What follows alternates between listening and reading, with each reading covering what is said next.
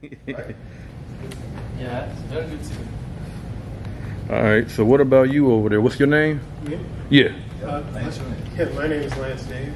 Okay. Okay. I've been out here since Kansas City since '09. I've been fighting since 2010. But before I came out to Kansas City, I started off in Taekwondo back in 2004 and got a black belt in that. Then went into Kenpo, Muay Thai, Jiu-Jitsu, and stuff like that. Then came here. So my amateur record, I believe, is 13-10 in MMA, 8-2 in kickboxing, 2-time second runner-up at ISKA World Classic. No, ISKF World Classic. And 0-1 as a boxer and pro, and 0-2 as professional MMA.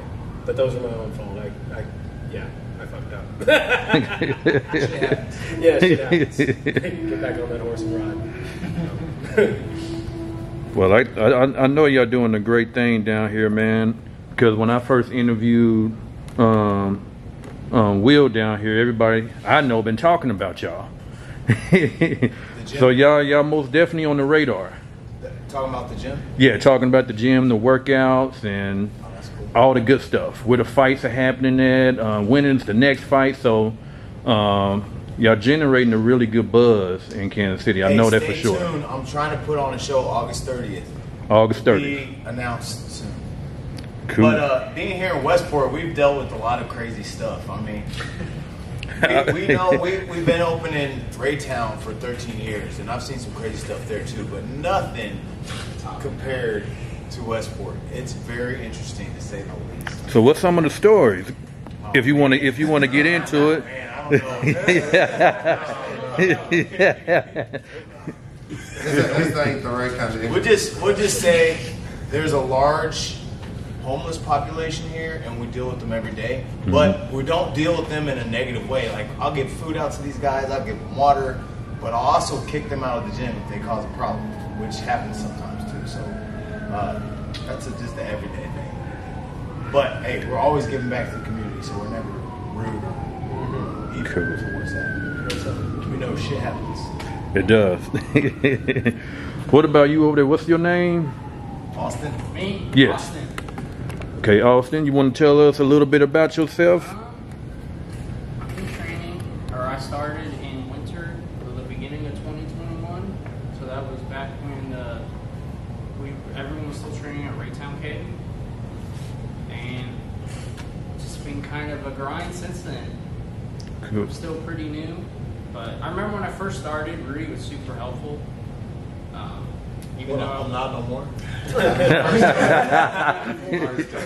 Only when he first started. But my first class, I just remember him being like really helpful, which that was encouraging because I had no like martial arts experience at all.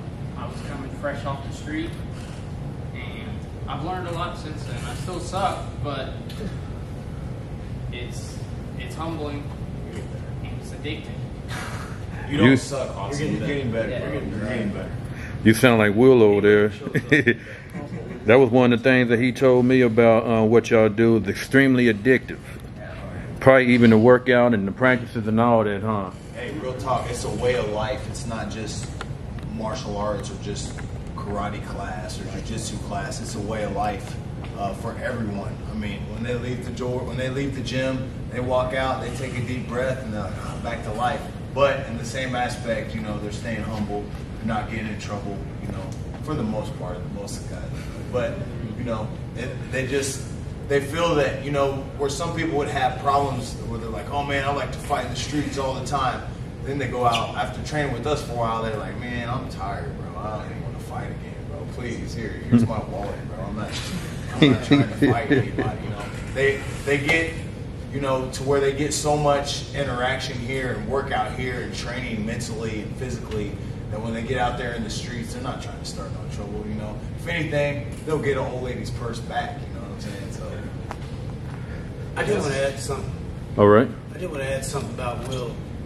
I didn't speak on it before, but I've been fortunate enough and sometimes unfortunate enough to be Will's sparring partner. And, you know, I got to say fortunate because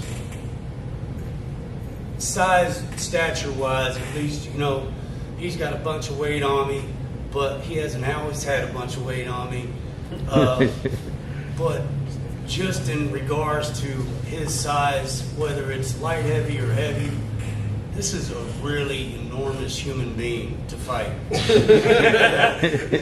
it can be extremely intimidating, you know what I mean? But that's a good thing about it. And I think we work off of each other like that when we are sparring, because he knows that I'm not going to give up, and I know that he's not going to give up. And so it just ends up being a real chess match, as they say, you know. So it's a mixture of sciences, you know, boxing, kickboxing, MMA, and all that. I feel fortunate enough to be able to train with him, because I think he's going to be a real rising star. So. That's what's up. Hey, I'm something on that too.